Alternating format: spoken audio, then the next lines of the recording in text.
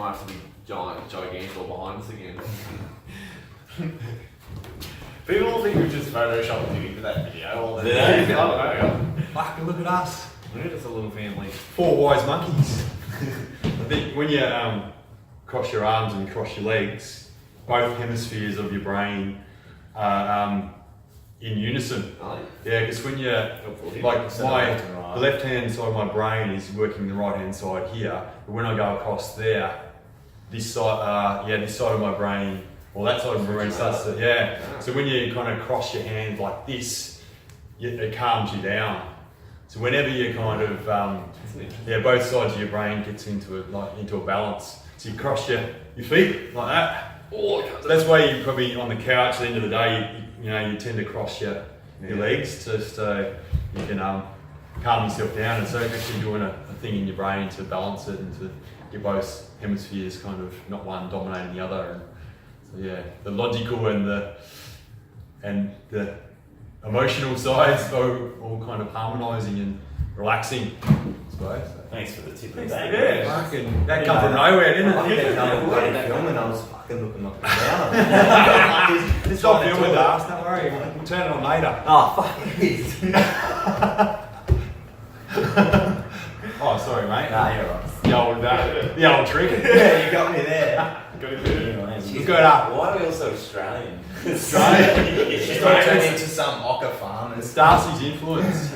We got Darcy on the inner Sanctum, his first trip in. You come in a bit, Darcy. Yeah, come on, just jump bunch up. We're a team. We're a team. We're a team here, footy team. So, let's go. Alright, what are you discussing today with this ninja? I wanted to talk about chronic pain and why we are so successful at getting results with people with chronic pain. So we realise that we don't have the credentials of some specialists and some other people in the field, but a lot of times people have been to all these so-called specialists and haven't been able to get the results that we can get. And I just want to talk about why this is the case with us. And so one of the main things at the start is we spend a lot of time on our first process, which is the cleaning or the unblocking. So it's really a time when we can build connection with people, like physical connection, but also get to know people and build rapport, build a relationship and build trust and build belief. And I think that is the key word, is belief. Belief and confidence. Yeah. Because they get confidence in our touch. Yeah. We've just got so much certainty in our process that if we unblock the body in a certain manner, it's going to heal itself. So it's going to get out of pain for a start, but then be able to move again, and the confidence will come back, the rewiring will start to happen. And once people can kind of see a bit of light where they've just been getting worse and worse with their chronic pain, it's getting them more and more down and depressed and cynical of the system, I suppose. If you can show them that they can get better and they can do it without drugs, without surgery, I think that's a really important start for us, is to build our relationship and just get to know them really, and actually have some genuine care, some compassion for their situation, and work with them, not just work on them and tell them they're an idiot for doing those stretches and for running that much and for whatever, Telling me injected shit that some people can perhaps put on you, or that's never going to get better. I've heard that one so many times. And it's just bullshit really. So it's just that human element, I think, is the key. That's where the magic is, in the relationship. You can do so much when you just work with another human towards a common goal. Yeah. That's right. For showing interest in them. Just going, you're another number, you're number 45. Yep. So actually showing interest and seeing what they want to get out of it, whether it's getting back to exercising or just moving, whether it's playing with grandkids, kids, whatnot. Yep. Finding out what's important to them. Yeah. That's one of the things I really try and understand at the start with a person, is their goals. Why do they want to be out of pain? You're living, you're fine, you know. It has to be a true goal though, it can't be a superficial goal, it has to be a real, Yeah. true goal, like someone who's not being able to play with their kid or hold their new baby because of pain, that want to have that connection with their kid, it has to be something really true and real like that, I think. Not just a thing like, oh, I want to, walk up. Something superficial, Yeah. Just want to be normal, I just want to walk. Yeah. It's not a big enough goal. No, it needs to be something really important and big. Yeah. Yeah.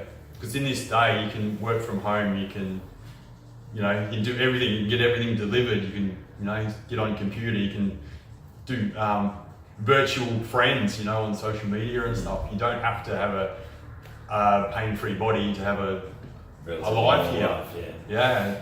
You have to make an actual goal that means that you have to do physical things. So, and it has to be bigger than just small things, It has to be real, like you said. Yeah.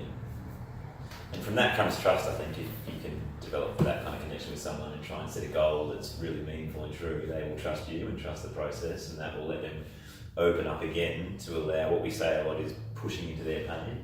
If it's a chronic and deep pain, some people don't let you get to it. And if they don't trust you, they're never going to let you get to that depth. But if they really trust you, they can really open up those superficial layers and allow us to push into that pain, which is going to help us very much. They relax, so you can actually see Getting that connection.